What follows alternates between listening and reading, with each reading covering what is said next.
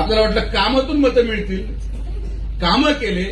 40 वर्ष फ्लायओव्हरचं काम होत नव्हतं, आपण 2 वर्षात उरकून टाकलं. नगरचा बायपास संपवला, नगर करमाळा संपवला. 40,000 कोटीचे काम मी संपवले मतं मागायच्या अगोदर.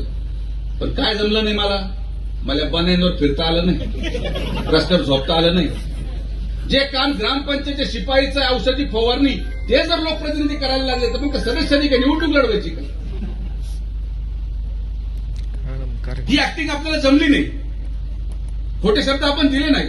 ज्या लोकांनी घोषणा केल्या की प्रत्येक तालुक्यामध्ये आपण एमआयडीसी आणू, त्यांच्याच तालुक्याची एमआयडीसीला तो नको अशी परिस्थिती. हे विषय आपण समजून घ्यावा लागेल. बाकी आंदोलन करायचं तुमचा नैतिक अधिकार आहे, करा. कॉन्ट्रॅक्टरला हाना, त्याला पळून लावा आणि पुढची जबाबदारी पण तुम्हीच.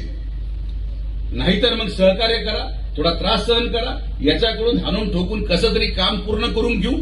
एकदा तरी स्वप्न पाहू दे की गाडी 100च्या स्पीडीतून निघाली तर नगरला पोहोचल. स्वप्नातच गाडी चालू राहील.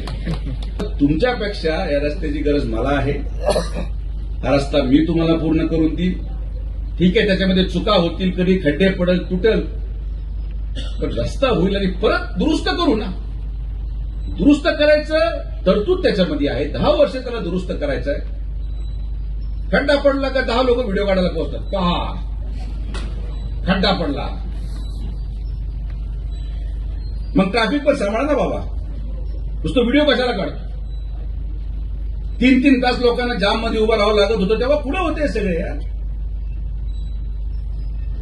तर माझी सगळ्या लोकांना हात जोडून विनंती आहे की हा त्रास आपल्याला सहन करावा लागेल. आपण हा रस्ता मिळून पूर्ण करू.